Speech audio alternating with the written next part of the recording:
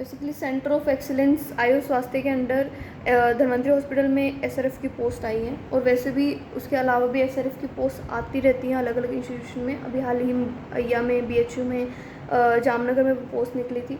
तो everyone is asking this similar type of questions to me, इसलिए मैं एक जनरलाइज्ड वीडियो बना रही हूँ।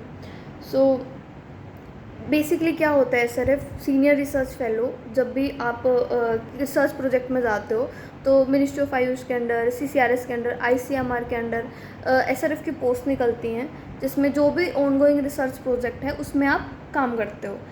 तो अभी यहाँ पर एसआरएफ की दो पोस्ट निकाली हैं, जिसमें एलिजिबिलिटी क्राइटेरियाज में एसेंशियल क्वालिफिकेशन में बीएमएस दिया है, यही एलिजिबिलिटी क्राइटेरिया होता है। लेकिन उसके अलावा प्रेफर्ड चीज़ें हो जाती हैं, जैसे अब कई जगह, जैसे जामनगर में जो पोस्ट निकली थी उसमें एमडी को डिज़ायरेबल में माना था, ठीक है। तो उसके अलावा जैसे कोई भी उसके एसोसिएटेड रिसर्च में आपका काम किया आपने, कोई आप पहले कहीं पे एसआरएफ रहे हो, है ना, तो उन चीज़ों को प्रेफर हमेशा किया जाता है। उसके अलावा इन्होंने और कुछ नहीं बोला। रिसर्च एक्सपीरियंस बेसिकली वही हो गया कि रिसर्च में आपका कहीं पे कोई एक्सपीरियंस है तो वो ऑब्वियसली वो चीज़ काउंट की जाएगी। उसके अलावा स्किल्स में ये है कि मतलब देखो, अगर आपको एडिटिंग वगैरह अच्छे से पता होगी, एक्सेल आपको अच्छे से पता होगा, वैसे इसमें आपको डाटा एंट्री ऑपरेटर प्रोवाइड भी किया जाता है, कहीं पे नहीं प्रोवाइड किया जाता है। तो आपको पता होना चाहिए कि हाँ ठीक है, एक्सेल के सारे आपको डाटा कैसे भरना है, जो आप बेसिकली जो आपका केस रिपोर्ट फॉर्म्स बनाते हो आप, ठीक है, उसको आप कैसे एक डाटा पूरा मेंटेन कर सकते हो, ठीक है। अलग अलग शीट्स जो एक्सेल की होती हैं उसमें आपको सेम एक रो में आपको मेंटेन करना है, ठीक है। कोई भी अगर आपको सेल का रेफरेंस देती है, आपको पता तो होना चाहिए सामने वाला इंसान बोल क्या रहा है, आपकी गलती कहाँ है।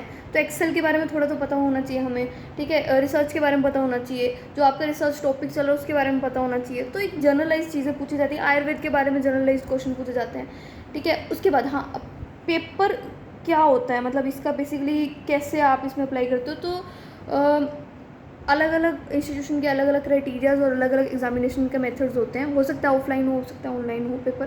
तो जर्नलाइज अगर बच्चे कम है तो सुबह टेस्ट होके या पेपर होके शाम को इंटरव्यू हो जाता है, ठीक है, दोपहर को इंटरव्यू हो जाता है।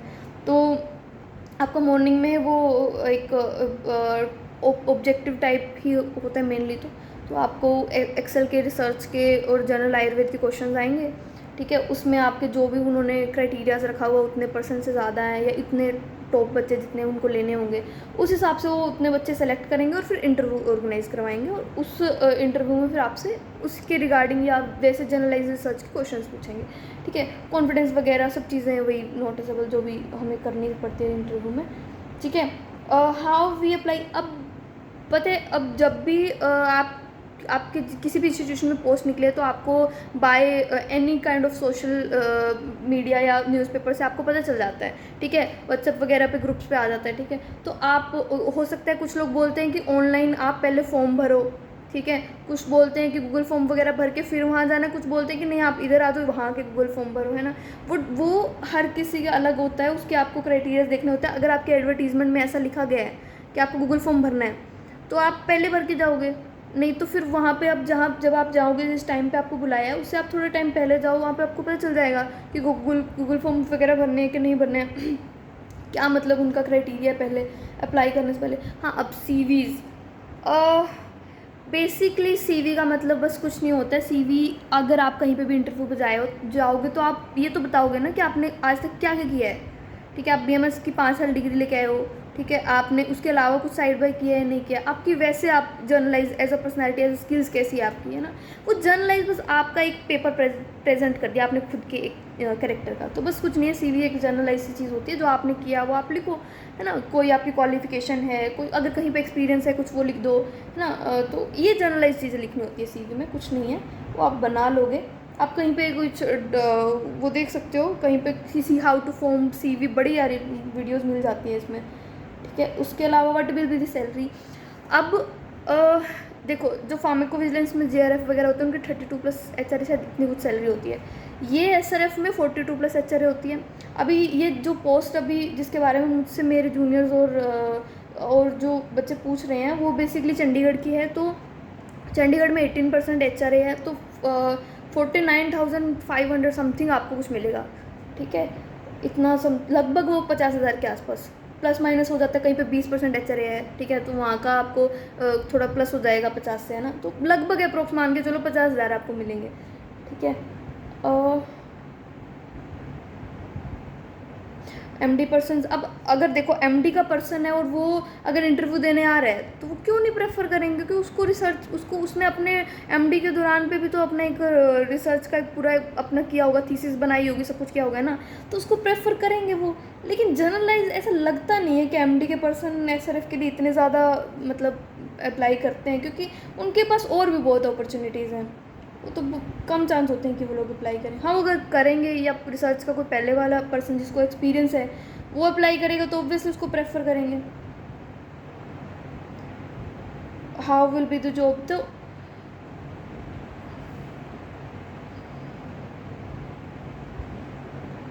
बेसिकली अगर आपको अच्छी सैलरी दे रहे हैं, ठीक है, अच्छा आपको एक्सपीरियंस, अच्छा अकाउंट, आप गवर्नमेंट की तरह से एक तरह से आप एक प्रोजेक्ट में आप काम कर रहे हो, सीखने को भी मिलता है ना, अच्छा सिस्टम सब कुछ आपको प्रोवाइड किया जाता है, तो थोड़ा सा तो देखो वर्कलोड रहेगा। और गवर्नमेंट का भी एक ऐसा इसमें साथ में इन्वॉल्वमेंट हो जाता है, तो डॉक्यूमेंटेशन वर्क रहेगा आपका, हर चीज़ को आपको डॉक्यूमेंट करना ही पड़ेगा, है ना, हर चीज़ की आपको फाइल वगैरह मेंटेन करनी, PDFs रखनी, है ना, सब कुछ आपको करना पड़ेगा। तो आप ऐसा तो मतलब देखो आप नहीं समझ सकते कि हाँ आपको 9 to 5 जनरली होती है, वो डिपेंड करता है कि काम के हिसाब से थोड़ा हो जाता है कई बार, अगर आपको संडेज़ को आना पड़े कि नहीं आना पड़ा, है ना, वो बट इतना नहीं होता, वो जब काम ज़्यादा होता है तब आना पड़ता है, ठीक है। उसके अलावा थोड़ा सा मतलब 9 to 5 आपका बिजी तो रहेगा, ये तो है।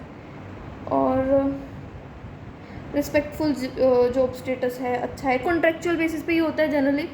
अभी जैसे 6 महीने का, 2 साल का, है ना, तो ऐसे अलग अलग होता है। जब भी किसी भी प्रोजेक्ट में कितना उसका टेन्योर, कितना मतलब उसका ड्यूरेशन कितना उन्होंने डिसाइड किया है, उस हिसाब से भी आपका कॉन्ट्रैक्ट हो सकता है, या हो सकता है वो एक बार के लिए 1 साल का कॉन्ट्रैक्ट रख लें, बाद में उसको रिन्यू कराएं। तो यही सारी चीज़ें होती हैं। उसके अलावा जो आपके रिसर्च टॉपिक्स हैं, ठीक है, जिस पे अगर आपको पता चल गया कि किस चीज़ पे रिसर्च चल रही है, या इस चीज़ पे आज के टाइम पे यहाँ रिसर्च चल रही है, CCRS में यहाँ रिसर्च चल रही है, तो उसके बारे में थोड़ा सा पढ़ लो। यही हो सकती है जनरली चीज़ें। तो आप बाकी आपको अपना प्रोजेक्ट पता चल जाए इंटरव्यू से पहले कि किस पे रिसर्च होनी है, वो कम ही पता चलता है। अगर पता चल जाए तो आप उस टॉपिक के बारे में पढ़ सकते हो। जैसे मैंने स्मार्ट डिस्प्लेपेडिमिया प्रोजेक्ट में काम किया, तो उसमें मतलब मेरे वेस्ट स्रोतस वगैरह पढ़ लिया था थोड़ा, तो वैसे आप जनरली चीज़ें पढ़ सकते हो। डायरेक्ट कोरिलेशन तो आयुर्वेद में होता नहीं है, बस आप थोड़ा सा उसका मॉडर्न का कुछ देख सकते हो अगर आपको पता चल जाता है टॉपिक, नहीं तो आप आयुर्वेद का जो भी टॉपिक रिसर्च चल रही है उस टॉपिक को पढ़ सकते हो।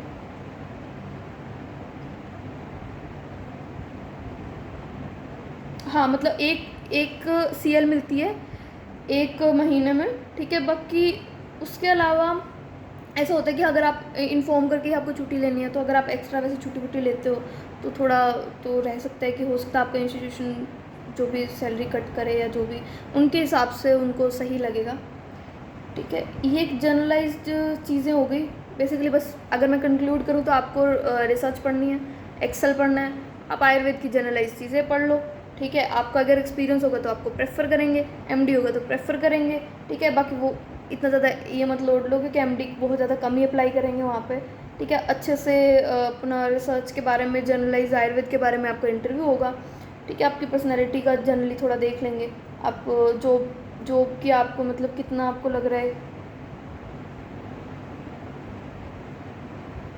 उसके अलावा अगर आपको कुछ क्वेश्चंस होते हैं तो आप कमेंट सेक्शन में पूछ सकते हो, तो आई विल रिप्लाई।